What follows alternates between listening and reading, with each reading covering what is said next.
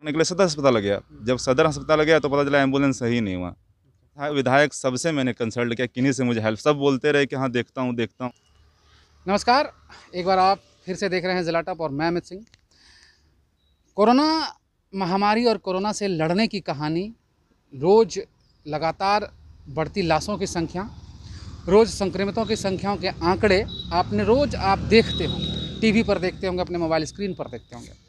लेकिन क्या कभी आपने ये जाना है कि अगर कोई संक्रमित मरीज को जब किसी अस्पताल में भर्ती कराने की कवायद शुरू होती है, उसके परिजन जब हैरान और हताश परेशान होते हैं, तो किन किन परिस्थितियों से वो गुजरते हैं, वो आपको आज हम वो कहानी दिखाएंगे, हमको सुनाने जा रहे हैं।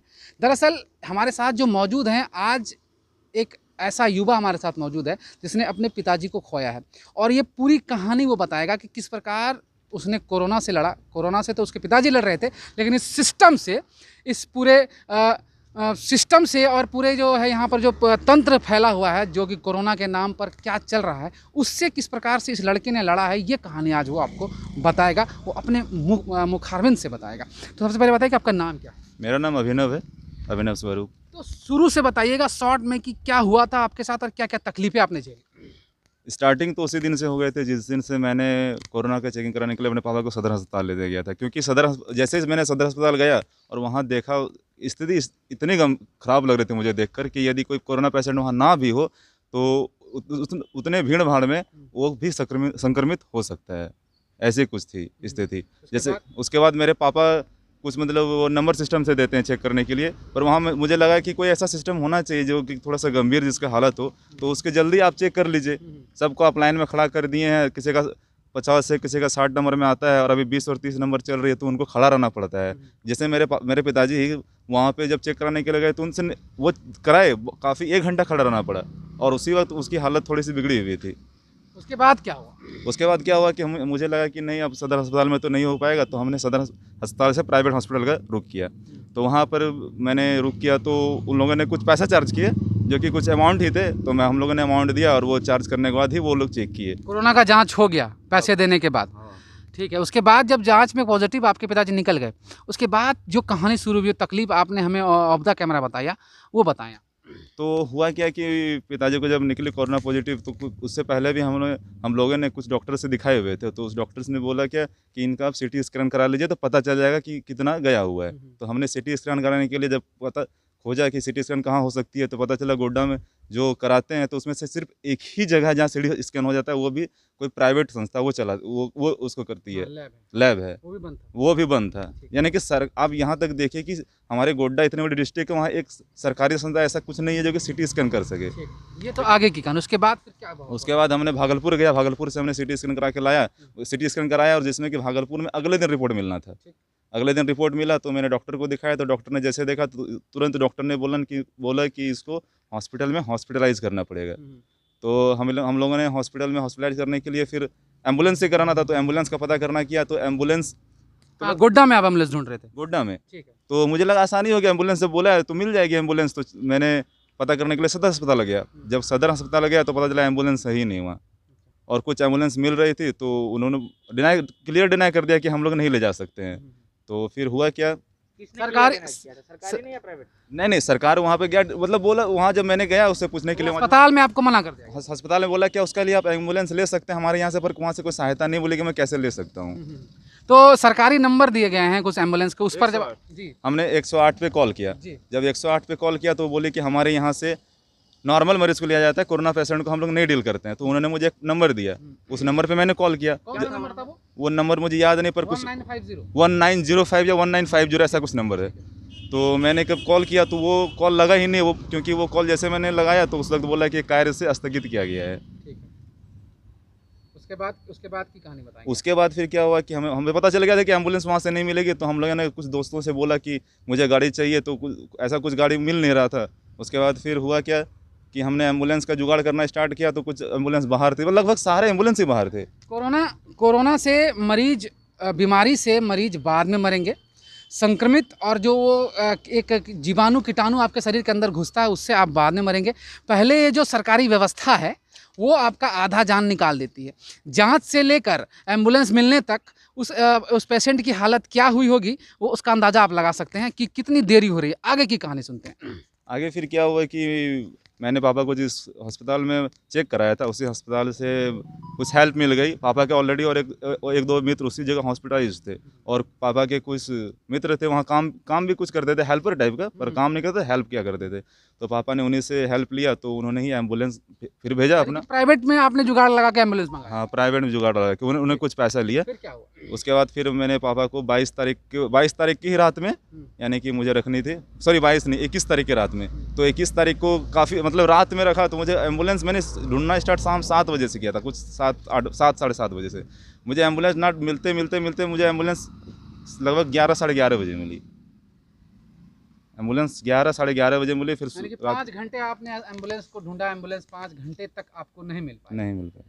ठीक है, यानी कि 5 घंटे किसी को भी जिंदा रहने के लिए और मरने के लिए और कुछ भी उसके साथ घटने के लिए शायद हम लगता है काफ़ी होगा। तो स्वास्थ्य विभाग के बड़े बाबू, जिला के हमारे उपायुक्त महोदय, गौर से सुनेंगे कि आपकी किस प्रकार की जिला की व्यवस्था चरमराई हुई है, और रोज़ आप महिमा मंडन करते हैं और रोज़ अपना गुणगान करते हैं, तो थोड़ा गौर से सुनिएगा।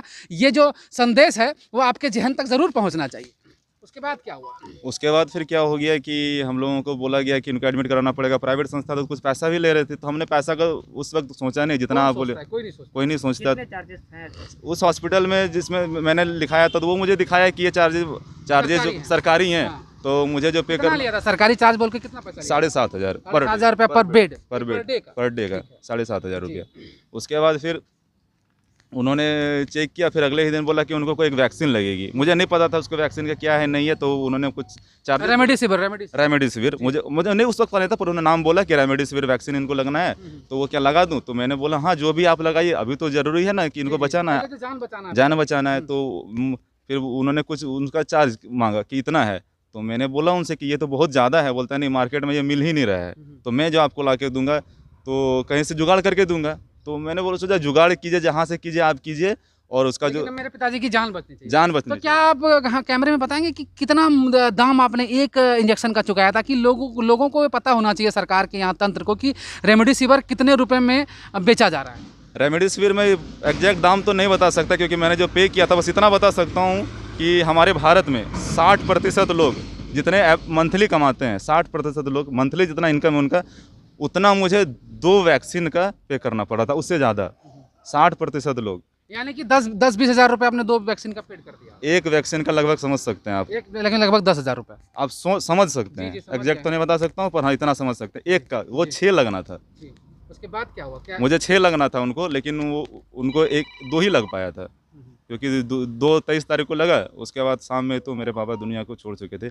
पर मैं ये बोलना चाहूँगा कि रेमडेसिविर के बारे में जब मैंने बाद में जाना, ऐसा पापा हो गया, उसके बाद मैंने तो कुछ पता नहीं था। जब मैंने रेमडेसिविर के बारे में जाना तो मुझे पता चला कि 2020 दिसंबर तक भारत में प्रोडक्शन इससे कुछ बहुत ज़्यादा थी, इतनी ज़्यादा हो गई थी, और ओवर यूज ना हो, यानी कि उसका कुछ गलत यूज ना हो, तो भारत सरकार, मुझे जहाँ तक पता चला, मैंने जहाँ तक किया, मैं गारंटी तो नहीं दे सकता, उसको डिस्पोज किया जा रहा था 2020 दिसंबर में, जिसको डिस्पोज किया जा रहा था, जो कि किल्लत हो रही थी मार्च अप्रैल में। अभी जो किल्लत हो रही है रेमडेसिविर की, 2020 में उसको डिस्पोज किया जा रहा था। तो बस यही मैं बोलना चाहूँगा सर, आप जो डिस्पोज कर रहे थे, बस ये बताने के लिए कि उनका ओवर यूज़ के कारण, या फिर आप चाहते थे कि उसको मतलब जो प्राइवेट संस्था है उसको बेच सकें और वहाँ से पैसा कमा सकें। ऐसे भी तो कुछ हो सकता है सिचुएशन। अब आपके घर में कौन कौन बचा है पिताजी के जाने के बाद? मेरे फादर तो चले गए, तो उनके बाद क्या है कि मैं अकेला उनका बेटा हूँ। मेरी 2 बहनें हैं और मेरी माँ है। तो कैसे घर चल रहा है? घर चलेगा वो क्वेश्चन मार्क है।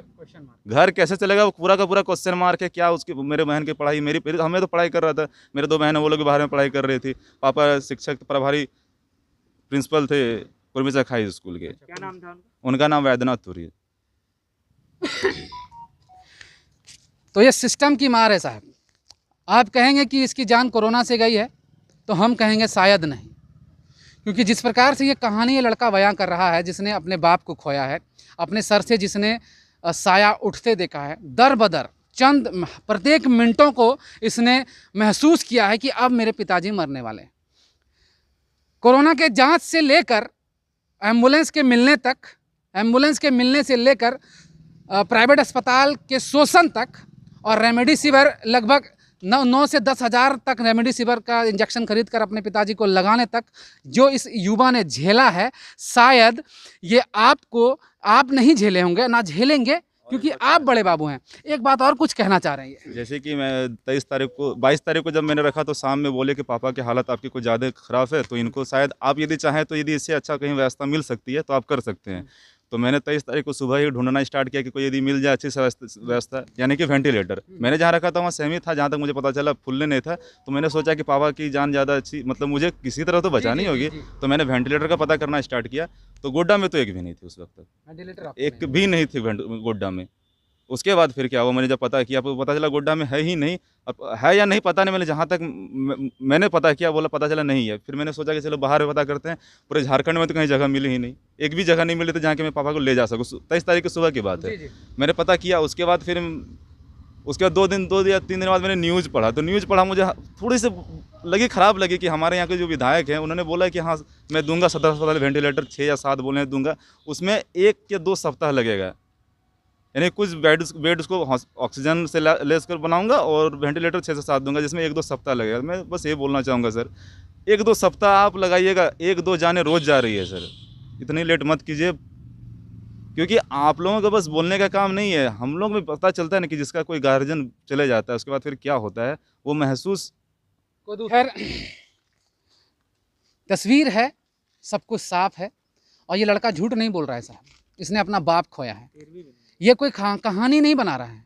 अभी इसके बाप की 13वीं भी नहीं हुई है और ये लड़का सड़क पर है। आज अपने घर से दूर निकलकर मीडिया से अगर बातें कर रहा है तो ये चाहता है कि इनकी बातें वहाँ तक पहुँचे और कोई इस तरह का जवान लड़का अपने बाप को ना खोए। बस इसका यही उद्देश्य है, ताकि ये हमसे बात कर रहा है, ताकि ये तमाम चीज़ें जो झेली हैं इसने और तमाम जो प्रक्रियाओं से ये गुजरा है, ये बस उस बात को यहाँ पर रखने के लिए हमारे पास आया था। और सांसद और विधायक से भी कुछ कहना चाह रहा है। सांसद विधायक सबसे मैंने कंसल्ट किया, किन्हीं से मुझे हेल्प, सब बोलते रहे कि हाँ देखता हूँ। पापा के कुछ फ्रेंड थे वो लोग, तो मैंने सांसद से भी बोला, कुछ विधायक से भी बोला, सब बोले कि हाँ देखता हूँ, और किसी से हेल्प नहीं मिली।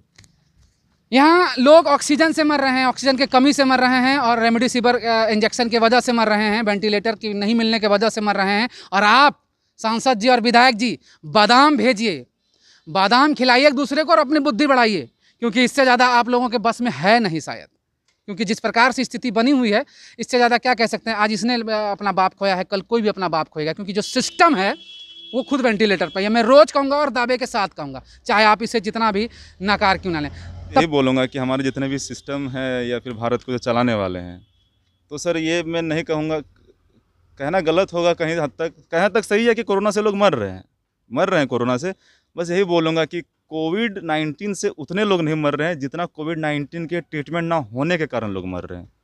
नहीं, व्यवस्था मार रही है। मैं बार बार कह रहा हूँ कि संक्रमण नहीं लोगों को मार रही है, व्यवस्था मार रही है। ये लड़का साफ तौर पर ये कह रहा है, क्योंकि इसने अपने बाप को खोया है और वो हर कुछ झेला है। तो इस वीडियो को शेयर कर दीजिए और तमाम उस जगहों तक पहुंचा दीजिए। स्वास्थ्य मंत्री बन्ना गुप्ता तक पहुंचा दीजिए, मुख्यमंत्री हेमंत सोरेन तक पहुंचा दीजिए, क्योंकि लोगों को पता होना चाहिए कि आखिर अंदर होता क्या है। बड़े बड़े इश्तिहार, बड़े बड़े आंकड़े रोज़ प्रस्तुत कर किए जा रहे हैं कि हमारे पास O2 बेड इतने खाली हैं। हम रोज़ कह रहे हैं, आज भी कह रहे हैं। आप O2 बेड की बात करते हैं, ऑक्सीजन वाले बेड की बात करते हैं, वेंटिलेटर वाले बेड की बात करते हैं, लेकिन आपकी व्यवस्था चरमराई हुई है। मरीजों को किस तरह से घसीट कर ज़मीन पर ले जाया जाता है, उसकी भी तस्वीर आपने जिला टॉप ने आपको दिखाई थी। यही असली व्यवस्था है आपकी। तो कब सुधरेगी? क्या लोगों की मौत होने के बाद और दरें जब बढ़ती जाएंगी, हज़ारों करोड़ों जब मौत होगी, तब सुधरेगी? तब तक बहुत देर हो चुका होगा साहब। तो तब तक के लिए दीजिए हमें इजाज़त और देखते रहिए जिला टॉप, और इस खबर को ज़रूर से ज़रूर शेयर ज़रूर कर दें। धन्यवाद।